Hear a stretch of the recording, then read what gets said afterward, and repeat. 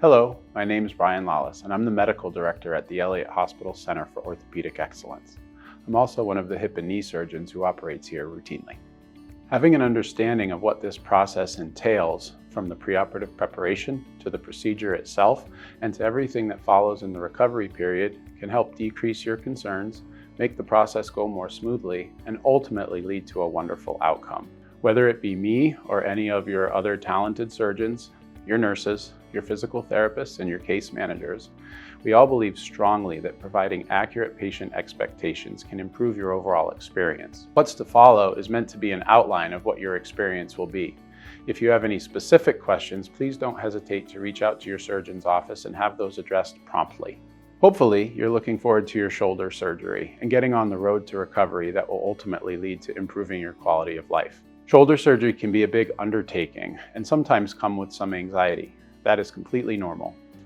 Thank you also for watching this video. Our team has put a lot of thought and effort into providing a detailed educational experience for you prior to your surgery. We hope you find this information useful, and we look forward to seeing you at the Elliot. Hi, my name is Sally. I'm a nurse case manager. My job is to work with you post-operatively and help come up with a discharge plan from the hospital for you. So we meet either the first day post-operatively or the following morning. We talk to the therapy department, we talk with you, we talk with whoever you have identified as a caregiver or a support in your home and come up with an appropriate plan. What we encourage is that you review your list of home care agencies prior to your surgery and choose who you'd like for a home care agency. If you have any questions at all about home care and what that entails, that physical therapy coming out to the house, potentially a nurse coming out to the house to check in on you, you can call our department here, Care Coordination. Preoperatively, there are things you want to ask yourself. Who's going to be staying with you when you go home? Who is your support person? Who is your caregiver? You want to prepare that person and make sure that they can be with you at least for the first week that you're home. You want to have meals prepared in advance. You want to plan your transportation home from the hospital. And to any appointments you may need to go to. Therapy will talk further about preparing your home setting for when you first come home, staying on the first floor, any equipment you may need. In very rare circumstances, sometimes people go to a skilled nursing facility post-operatively, depending on what their needs are. Because this is an outpatient procedure, depending on your insurance, you may have to pay room and board at a rehab facility, so that is something for you to be thinking about prior to your surgery. And that is something that the case manager can certainly talk with you as well.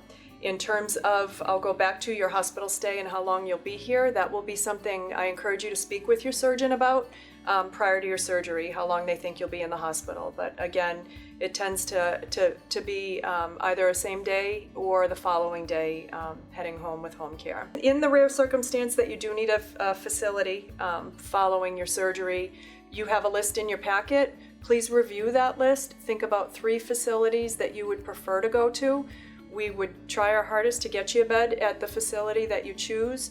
However, depending on insurance limitations and bed availability, we may not be able to get you to your first choice, but we will work with you on that. Of note, we like to have our files complete. If you have an advanced care directive or a durable power of attorney for healthcare document, please bring that with you and we'll make a copy of that and put that in your record for you. So we'll have that for future. When you bring it in, you can actually either give that to your nurse or to the case manager, and we'll get that into your record. Hopefully, when we come to see you, you'll be in your chair and not in your bed. And we look forward to seeing you, and good luck with your surgery. Hi there, my name is Kelly, and I'm one of the resource nurses from the Fuller Unit, Total Joint, and Post-Surgical Care Unit. I'm here to talk to you about what you can expect with your upcoming knee, hip, shoulder, and spine surgeries while you're here in the hospital. We have several orthopedic and spine surgeons that are all great, but they all do things a little differently. So this is a general overview of what you may experience. You and your surgeon will discuss things in more detail at your pre-op visits. To start, we encourage you to begin by preparing at home for your upcoming surgery. It is important that you remove all scatter rugs or long cords from your house that may be easy to trip over. You will be going home with a walker, cane, or crutches and those rugs and cords can be high fall risks. I also like to encourage people to make meals ahead of time, especially if you live alone. Or even if you don't, it will make things easier for you and one less thing you have to worry about. You also want to think about where you will be staying once you go home, especially if you do live alone. If you are alone, you should try and plan ahead and have someone stay with you for the first couple of nights you are there. Try and set up where you will be in your home, whether it's on the first floor or upstairs. If you do have stairs, our therapy department will be working with you on this prior to your discharge. Please make sure you bring an updated medication list with you to your pre-op visit with your surgeon, as well to the hospital on the day of surgery. This list should include the name of the medication, the dose, and the frequency in which you take it. Make sure you also include the meds you take as needed. Do not bring in your actual meds unless we ask you to do so. I also tell patients that they are more than welcome to bring in their own toiletries. If you choose not to, we do carry the basics. We encourage you to bring loose-fitting clothing like shorts, sweatpants, or nightgowns. Comfortable clothing that you can easily wear after surgery. Your nurse, surgeon, physician assistant, or nurse practitioner will all want to look at the surgical dressing to make sure it is okay. So wearing that loose-fitting clothing makes it easier for us to assess this. We would like you also to bring a pair of sneakers or a sturdy pair of shoes with a back to them, but please no flip-flops. If you also have sleep apnea and use a CPAP machine, please bring it in with you the day of surgery and make sure it is labeled with your name. If you also own a walker, crutches, or a cane, feel free to bring it in with your name on it as well. All of our patients use a walker at first, and then the therapy team will assess you after surgery and decide which device is best for you. If you do not own any of these devices, then we can help you with that, but also feel free to reach out to other family members and friends that may let you borrow them if they have these available. You will be receiving a call from the surgical daycare nurse the night before surgery, and they will review with you what meds to take and what meds to hold. They will also let you know when to stop eating and drinking. On the day of surgery, you will enter through the main entrance and check in at the main desk. Let them know that you're here for surgery and they will direct you to the surgical daycare unit. There, you will be greeted by your nurse and the rest of the healthcare team. Here they will prep and prepare you for surgery. You will find throughout your stay we may repeat many of our questions. This is a precautionary thing so that we make sure that we're all on the same page. When it is time, they will wheel you over to the operating room. Once your surgery is done, you will recover in the PACU, which stands for Post-Anesthesia Care Unit. Here, you will slowly start waking up from surgery. They will monitor you for at least an hour as everybody wakes up differently from anesthesia. You may wake up with oxygen in your nose, IV fluid running, a catheter in your bladder, and sequential compression stockings on your lower legs which help prevent blood clots. When you are stable and awake, they will then transfer you to either the Fuller unit or the Total Joint and Post-Surgical Care unit. Upon arrival to one of these units, you will be settled into your room and we will orient you to the staff and the environment. You will be hooked up to a vital sign machine, which will stay on for up to an hour so that we can monitor your blood pressure, heart rate, respirations, and temperature. In some surgeries, a spinal and blocks will be used and your surgical limbs may still be numb or weak. We will keep you in bed until it's safe to try to get you up. Our goal is to have everyone up out of bed the day of surgery. During your hospital stay, we ask that you please ring for help at all times. Everyone will have a bed and chair alarm in place for safety so that you don't fall. The staff will frequently be checking on you and checking your extremities and doing CSMs, which stands for circulation, sensation, and movement, along with your pulses in your feet and wrists. The staff will also be asking you if you have any numbness, tingling, or pain in your extremities. This helps us monitor for when your spinals and blocks are starting to wear off, as well as making sure you have good circulation. Some of the other equipment you will see on the units includes this Volt phone. First of all, you will see the staff using these phones, and they are for hospital use only. We use them to communicate with the rest of the healthcare team, so they are not our personal phones. You will also see a pole and an IV pump, and you may also get a couple antibiotics after surgery to help prevent infection. We also have, for ice, this cryo cuff, which is a fancy ice pack for our knee patients.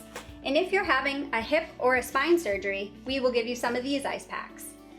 The incentive spirometer is for every patient, and it's going to be educated to you after surgery, and this helps prevent pneumonia. These are TED stockings. They help with swelling and blood clots. Not all doctors order this. You will be given a second pair to go home with if they do order them. Sequential stockings. These help also to prevent blood clots, and everyone will have these after surgery, and you will wear them at all times while you're in the bed. If you are having a shoulder surgery, then you will have some type of sling on your arm. Drains, which may sometimes be present but isn't determined until your surgery. Your surgeon makes that decision when in the OR. If you do have one post-op, then they are usually removed within 24 to 48 hours. It will depend on the amount of drainage that occurs. Back braces may also be ordered depending on your spine surgery. Usually, you are given your back brace prior to admission. Please make sure you bring this brace to the hospital if you are asked to wear it post-op. If you are having a cervical spine surgery, then you may have a hard or soft cervical collar. These are to stay in place at all times unless the staff is assessing your surgical site or unless told otherwise. There are also gait belts and walkers in every room. We will be using these to assist you up out of bed, up out of the chair, and to walk you in the halls for safety and to prevent falls. Foley catheters. If you have one of these, it's a catheter that is inserted into your bladder and will be removed as soon as you get your full sensation back into your legs and that you are able to bear weight without your legs buckling. As far as dressings go, each surgeon has their own dressing that they like to use. Some examples may be a dry sterile dressing, sometimes covered with a big ACE wrap and sometimes just covered with tape, or some type of silver dressing over the incision. Certain ones called a Mepilex AG, and the other one is called Silverlong. These also sometimes are covered with ACE wrap. All of these dressings are changed at different times depending on your surgeon's preference. Upon discharge, you will be instructed on when the dressing is to be changed or removed. After surgery, you will be hungry and your surgeon will have ordered you a diet. Our staff will assist you with the menu and show you how to order your meals. Our goal after your surgery is to make sure your pain is manageable and tolerable, but not always pain-free. After surgery, we will transition you over to oral pain medication that your surgeon will have ordered. These are usually the same pain medications that you will be going home with. If you are having a lot of pain, then we will use the IV medication as last resort. Please make sure to let the staff know if your pain is not being controlled so that we can address it. Pain medications can also make you sleepy, weak, and sometimes dizzy and lightheaded. This is another reason we want you to ring for help and not get up alone. Pain meds can also cause constipation, so you will most likely be on some type of stool softener after surgery. We also recommend you buy some for home for when you are discharged. Like I mentioned earlier, our goal is to get you up out of bed and walking the day of surgery, and we will continue to do this throughout your hospital stay. We will also let you know if you have any weight-bearing restrictions. If your surgery is earlier in the morning, then you will be seen by a therapist later in the afternoon. If your surgery is completed later in the day, then you will be seen by the therapist the next morning. If your surgeon feels you don't need to be seen by therapy, then the nursing staff will assist you. Our staff works very closely with our therapy team. If you have a spine surgery, then we will also be reviewing the No BLT, which stands for no bending, lifting, or twisting. You will also get educated on how to log roll in and out of bed as part of your spine precautions. If you are having a knee and hip replacement, you will also be on a blood thinner. Most surgeons are using aspirin, but if you are on a blood thinner prior to surgery, they will resume your baseline medication. This helps prevent blood clots. Blood transfusions may also occur in some cases. There is a blood bank right here in the hospital. Most surgeons use this as a last resort, and only if you are symptomatic. This doesn't happen often, but we want to make you aware of it in case it is needed. At the change of shift, you will also notice the off-going nurse and your new nurse coming into your room to give report at your bedside. We call this bedside reporting, and it allows you to be involved with your care during your hospital stay. This is also a non-smoking hospital, so no smoking is allowed anywhere on the hospital grounds, and it can also interfere with your healing. Showering is allowed, but you cannot get your incision wet or the original dressing wet. Bacteria likes moisture, and it can increase your risk of infection. We tell patients to buy Press and Seal for home, and before showering, wrap the dressing with the Press and Seal. This can help prevent it from getting wet. Pain medication prescriptions will be given to you by your surgeon. Some surgeons give you a prescription prior to surgery so that you already have them filled and waiting for you at home. Others will give you prescriptions the day you are discharged. If you are given prescriptions the day you are discharged, then we do offer an optional program called Meds to Beds. It is offered Monday through Friday. A pharmacy tech will take your prescriptions and get them filled for you and bring them right back to your room before you go home. Prior to discharge, your nurse will review all of your discharge instructions and medications with you so that you are prepared for home. We really hope you enjoy your hospital experience, and we really look forward to meeting you. Hi, my name's Michelle. I'm one of the occupational therapists that work at the Elliot. Hi, I'm Rebecca. I'm one of the physical therapists that works at the Elliot. Our role as occupational therapists is to make sure that you can take care of yourself. We will assess what you need for support for discharge home, as well as any potential equipment needs. When we come in, we will be assessing your daily routines. That includes dressing and bathing. It might be beneficial that you reach out to your supports, family, or friends to find out who would be helping you and taking care of you, potentially staying with you upon your discharge home. In addition, we'll be talking about ways that you can prepare prior to your surgery. That includes eliminating any fall risks and preparing in advance your food, clothing, have items laid out for you that you might need within reach, as well as to bring loose-fitting clothing with you. In your case, for having shoulder surgery, make sure that it's a loose-fitting t-shirt or a button-down shirt. There's no need to modify your clothing before you come in. So the occupational therapist will come and evaluate you either the day of or day after surgery, depending on what time your surgery is. Physical therapy will also potentially see you, and that would be the day after surgery. So we will come and see you after your surgery. Typically, you'll be laying down like this. We'll assess your bed mobility, how you get safely in and out of bed. We want you to get out of bed on your non-surgical arm. So in this case, on the left side, we don't want you rolling on your surgical side. If you are sleeping in bed, we recommend having a rolled up towel propped up behind your elbow, such as the one here. That will prevent your elbow from sliding back due to gravity. Your shoulder will come forward. We want your arm to be in a neutral position, and that will help it do so. Your upper arm is going to be along your torso with your elbow along your waist. We will also ask if you have an adjustable bed or recliner.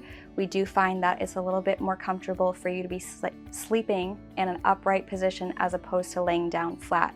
Now we're going to get out of bed. We're going to ask you to sit up, and when you're ready, we'll ask you to pivot your hips and sit here. Once you're sitting at the edge of the bed, we're going to assess your dressing, range of motion, sensation on your non-surgical side and your surgical side. So we'll ask you to range your arm in through different motions, as well as on the surgical side. Your surgeon has given you some precautions or restrictions. One of them is usually a weight-bearing status.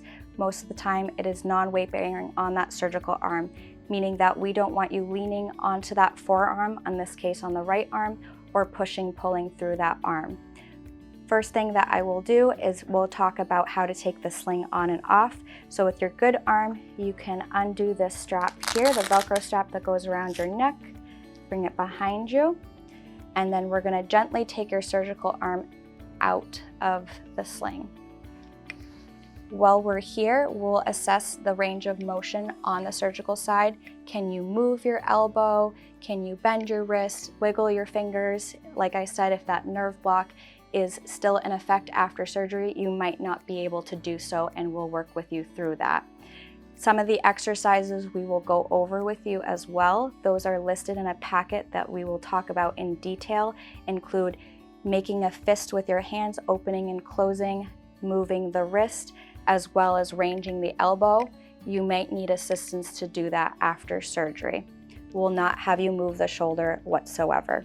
As far as taking off of your clothes, you always want to take off the non-surgical side, meaning the left side in this case, and then you'll take off the surgical side. So here we'll take off the gown off the left arm and then over the right arm, making sure that we don't use that shoulder to hike it up. But you can use your good arm. So the first thing is that you're going to want to dress your surgical side first. So in this instance, the right side. So you can use that good arm to find the opening for that arm hole, and we're going to help loop it on, get it up over your elbow as much as possible, then get it up over the shoulder. Next, you have one of two options. You can either put your good arm through the sleeve and then your head opening, or you could do the head opening first and then the sleeve. In this instance, we are doing the arm and then the head opening. Being able to dress yourself might take a couple of tries to do so one-handed We'll also go over different techniques, and we'll look at how you dress your lower body. The next thing is about putting the sling on. We're going to teach you how to put your sling back on appropriately using your good arm to help you. So you can use the good arm, reach for the sling, loop it through your bad arm, bring it up as high as you can over that elbow. Now there's going to be a strap behind you that's going to loop around your backside, come through the neck and front of your chest, and you're going to be able to slide that Velcro strap through, loop it, and close it. In the sling, you want to make sure that that elbow is all the way back and that that wrist is incorporated and that it's not hanging out over the sling. It should have the wrist portion incorporated right here, as well as sometimes it will come to the knuckles. When you get out of surgery, you'll be wearing a sling. It could be one of many variations. The standard sling just has one strap that's going to go around your neck. There's also a sling and swath or a shoulder immobilizer. It's going to have two straps, one that goes around your neck and one that's going to go around your waist. The third one could be what's called an abduction sling. It is a sling that also has a pillow or a bolster attached to it by Velcro. It has two straps, one that's going to go around your waist, one that's going to go around your neck, a strap that holds the arm in place. There is a ball attached that you can use to squeeze your surgical hand that will help with getting the blood pumping, reduce inflammation. Part of our assessment will be to make sure that you can safely get on and off of the toilet. So you're going to push with your non-surgical arm to get on and off, either pushing from the toilet seat to stand up or to help lower yourself, or at home, if you do have a grab bar installed or a vanity adjacent next to it, you could also use that for support. In addition, we want to recommend that you avoid getting on and off of low seated surface. If that's the case and your toilet is low, we can make further recommendations for equipment at that time. When you do go to the bathroom, you'll be taking your pants on and off. You might find it hard doing it one-handed at that time, or if you don't have good shoulder range of motion, so you might need someone to help you at home. You'll want to think about in advance, who would I want in the bathroom helping me in this scenario? If you need any other equipment, we'll assess that at that time and make some recommendations for you. When we come in, we will assess your shower transfer and ask you questions about your home setup, whether you have a tub or shower and what equipment you might have, such as grab bars or a shower chair, and make additional recommendations for you. In addition, we'll have recommended that home therapy comes to your house, assess how you're doing your dressing and your bathing, as well as assess how you safely get in and out of the shower. In the event that we do have a shower stall that matches your home setup, we can certainly go over how you're going to be safely getting in and out of the shower. Here we have grab bars, so we're going to hold onto the grab bar, step your body as close to the shower wall as possible. You're going to now step your left foot into the shower, bring your right foot over, take another step with that left foot into the shower, and now your right foot will come up and over. Once you're in the shower, in this case, we have a shower chair. You can use the grab bars or you can use the shower chair itself to help you safely lower yourself to sitting position in the shower chair. We will be providing you some education on how to do bathing. You'll not be wearing the sling in the shower. You might find that you'll want to purchase a mesh sling that you can get at any pharmacy that you'll wear in the shower, especially if you find that that nerve block or your sensation has not returned and that your arm is hanging down by your side and pulling with a lot of weight. That way you can still wear the sling in the shower and it is fully supported and you let it dry in between uses. To clean under your armpit on the surgical side, if you're sitting in the chair, you can lean forward and then lean to your surgical side. In this case, it's the right side. Let that arm hang down by your side and you'll be able to get under the armpit without lifting that shoulder up. This is gravity doing the work. When you're done, you can come back to that sitting upright position. The role of physical therapy after your shoulder replacement is to make sure you're walking safely, keeping your balance, and able to complete stairs in and around your home if you have any. If you normally use a cane and hold it on the side you're having your shoulder replacement, it's a good idea to practice holding it on the opposite side. You may not see physical therapy after your shoulder replacement if you're moving around independently, but if you are having a hard time or normally use a walker, you will see us so we can help problem solve the best way to help keep you moving around. When we come to perform our evaluation after your surgery, we'll start with an interview process and ask various questions. We'll start by asking what type of home you live in, who your support person will be, what type of assistive devices and adaptive equipment you have, how many stairs to get in your home or around your home, and what side the railing's on. We'll also ask you about your bathroom setup, whether it's a walk-in shower or tub shower, if you have grab bars or a shower chair, and whether your toilet is regular height or if it's raised. If you need help obtaining equipment after your surgery, we can help you with that process. This is a gait belt. We use this with all of our patients to help maintain safety in case you do lose your balance or become lightheaded or dizzy. It will go on around your waist. When you go to stand up, you're going to use your non-surgery hand to push up from the surface you're sitting from. If you're using a cane, an easy way to make sure it's the right fit for you is to have your arm by your side and make sure your wrist lines up with the handle of the cane. When you go to walk, you'll use your cane and opposite leg at the same time. When going up the stairs, you'll want to use your non-surgical arm to hold onto the railing. If your railing is on the side where you had your surgery, you can turn sideways and hold onto the railing to go up sideways. If you don't have any railings to hold onto for support, you could use a cane or a crutch, going up with your feet first and have the cane follow.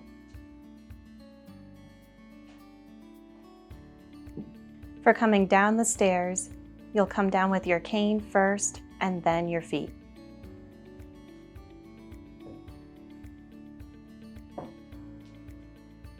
If you're interested in looking at any of the handouts we will be providing to you after surgery, you can find them on the Elliot website. As you get closer to discharge, we may ask family or caregivers to come in to provide further education, and we'll help to recommend further therapies for when you discharge from the hospital. Thank you for taking your time and watching this video. We hope that the information was helpful.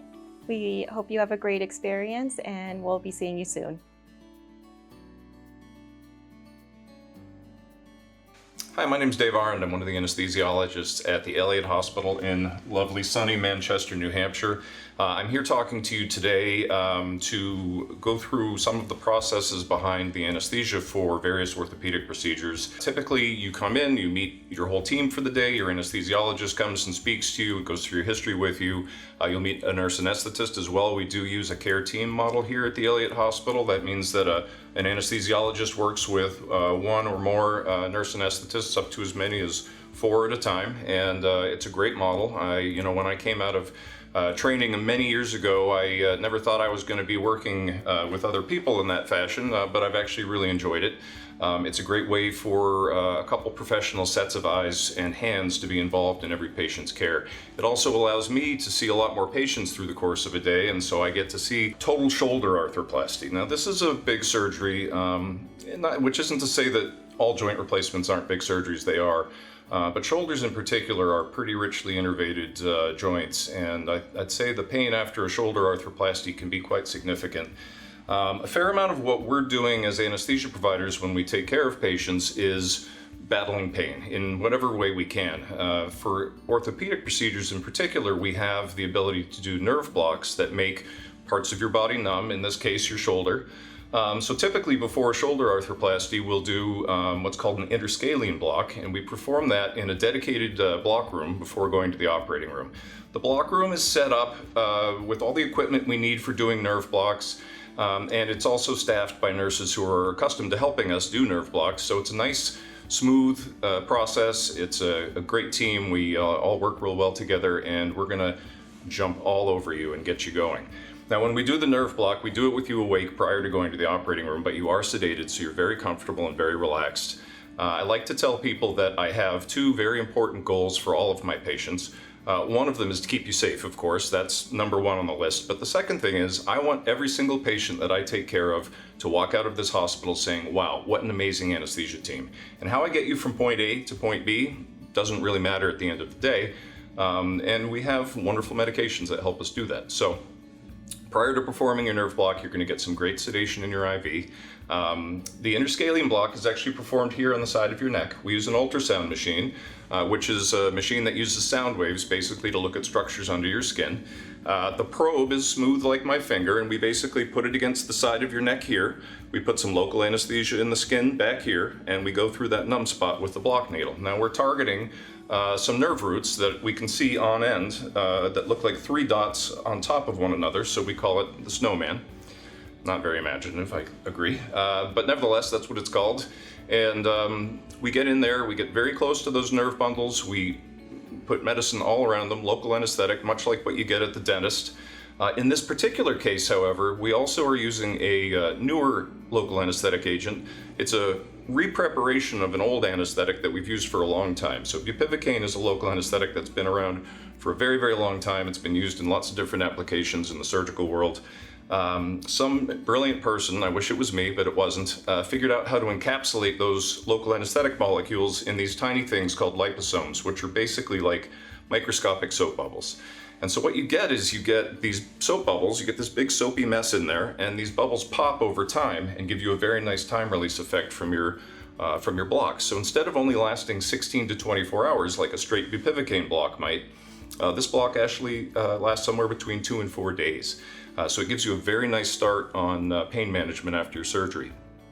Now, the worst pain after surgical procedures, typically the first 48 hours or so, if we can get you through that part where your brain is saying, wow, something terrible has happened, with little or no pain, then that's a win. These blocks work very, very nicely. It also is going to help during the anesthetic because while you're asleep in the operating room, which you will be asleep in the operating room, by the way, because your brain's not receiving as much stimulation from the surgical site, we don't have to use as much anesthetic agent to keep you asleep either. And although people aren't necessarily aware of it, anesthesia is not an on-off switch. You know, it's a continuum of consciousness. So you can be super bright and alert up here with 50 cups of coffee on board, and you can be down here with 0 brain activity, and we can put you anywhere in that spectrum with the medicines we have available to us. Somewhere here in the middle, you lose consciousness, and for a procedure like this, where we basically, after the block is in, we just don't want you to move during the surgery, we can keep you in a pretty light anesthesia plane. And so I think people feel better for that when we're done. You know, less anesthetic agent means less hangover effect when we're done, less chance of feeling sick to your stomach, etc. So I think people's recoveries are better because of the block, in addition to the wonderful pain management properties as well.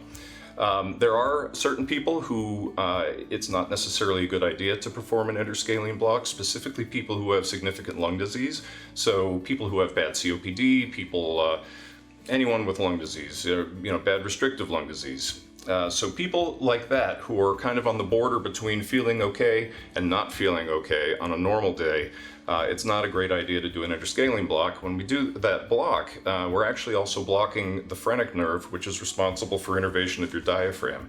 Your diaphragm is an important accessory muscle in respiration, and in normal healthy people, they typically won't even notice that the diaphragm's not moving on the operative side, but in people who have significant lung disease, it can actually be quite uncomfortable for them. So in those patients, we use our more traditional opiate pain medications, and we get you through the best we can.